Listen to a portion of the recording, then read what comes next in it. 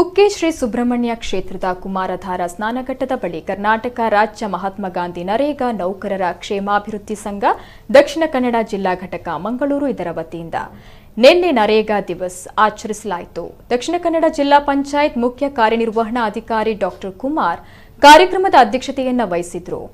ಮುಖ್ಯ ಅತಿಥಿಯಾಗಿ ದಕ್ಷಿಣ ಕನ್ನಡ ಜಿಲ್ಲಾ ಪಂಚಾಯತ್ನ ಉಪಕಾರ್ಯದರ್ಶಿಗಳು ಹಾಗೂ ನರೇಗಾ ನೋಡಲ್ ಅಧಿಕಾರಿಗಳಾದ ಆನಂದ್ ಕುಮಾರ್ ಅವರು ಆಗಮಿಸಿ ಶುಭ ಕೋರಿದ್ರು. ಕಾರ್ಯಕ್ರಮದಲ್ಲಿ ಕರ್ನಾಟಕ ರಾಜ್ಯ ಮಹಾತ್ಮ ಗಾಂಧಿ ನರೇಗಾ ನೌಕರರ ಕ್ಷೇಮಾಭಿವೃದ್ಧಿ ಸಂಘ ಇದರ ಡೈರಿ ಹಾಗೂ ಕ್ಯಾಲೆಂಡರ್ ಬಿಡುಗಡೆ, ಗ್ರಾಮ ಪಂಚಾಯತ್ಗೆ ಡಸ್ಟ್ಬಿನ್ ವಿತರಣೆ ಹಾಗೂ ಉದ್ಯೋಗ ಖಾತರಿ ಯೋಜನೆಯಡಿ 100 ದಿನ ಪೂರೈಸಿದವರಿಗೆ ಹಣ್ಣಿನ ಗಿಡ ವಿತರಿಸುವ ಮೂಲಕ ಗೌರವಿಸಲಾಯಿತು. ಹೊಸ ಉದ್ಯೋಗ ಚೀಟಿಗೆ ಬೇಡಿಕೆ ನೀಡಿದವರಿಗೆ ಉದ್ಯೋಗ ಚೀಟಿ ವಿತರಿಸಲಾಯಿತು. ಇನ್ನು ಕುಮಾರಧಾರ ಸ್ನಾನಘಟ್ಟದ ಸ್ವಚ್ಛತಾ ಶ್ರಮದಾನ ನಡೆಯಿತು.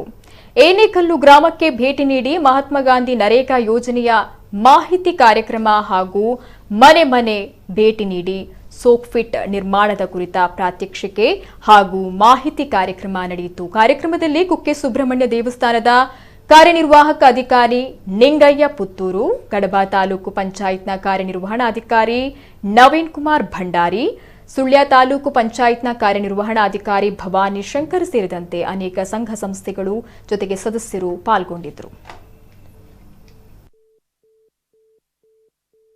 ಮಾಡಿರುವಂಥದ್ದು ಬಹಳ ಶ್ಲಾಘನೀಯ ಮತ್ತು ಅಭಿನಂದನೀಯ.